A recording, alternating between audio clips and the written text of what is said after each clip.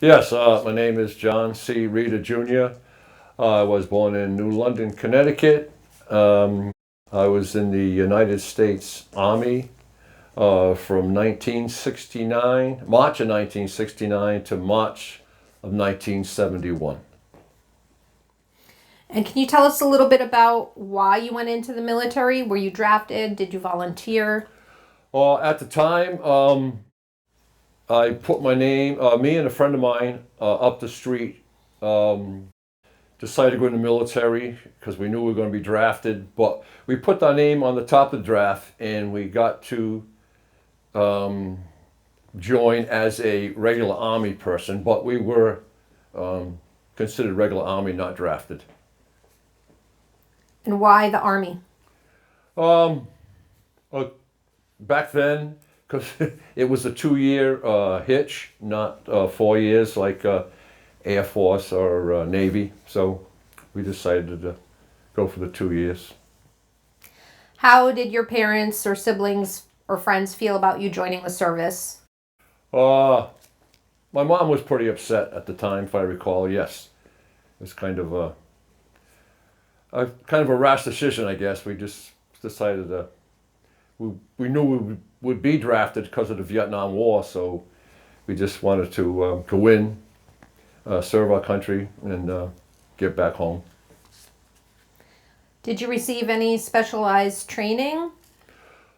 Back in that time of in '69, we were trained in, I believe it was guerrilla warfare, and it was just about to engage in the enemy and kill. That was the Vietnam War. That's what we were trained to do. Advanced infantry training. I also attended at Fort Dix, New Jersey, and from there I was graduated as a infantryman, a ground soldier. What was the hardest part of the military lifestyle to adapt to? Um, Being young and a young teenager, actually, I guess I would say, you know, the discipline, as a young man, but they definitely taught us discipline, uh, taught us to be a good comrade to other soldiers, to have one another's back. But all in all, after we fell in line, it got to be a good experience of being a young soldier. What about your friendships? Did you form friendships? Did you keep those friendships over time when you returned Um, home? some I did. I kept some friendships over the time, but when I did return to the United States, I continued my career as being a commercial fisherman. And sort of lost contact with most of them. Do you recall the day service ended and where did you go? Did you return home? Yes.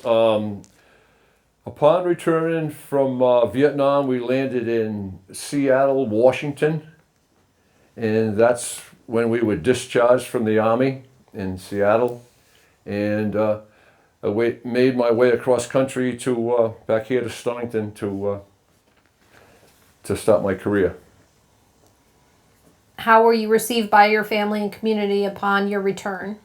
Um, Pretty much well, because Stonington was a small community, but it was not a very popular war when we come back. Things it was it was just different. It was you had your draft dodgers, you had a lot of protests against the war. So, but for a small community, we were accepted pretty well.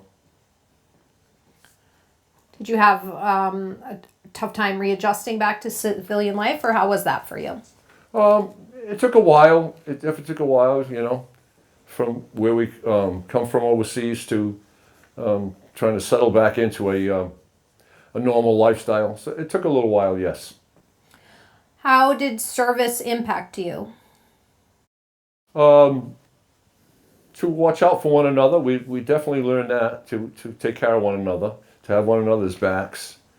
To always be on the lookout for one another.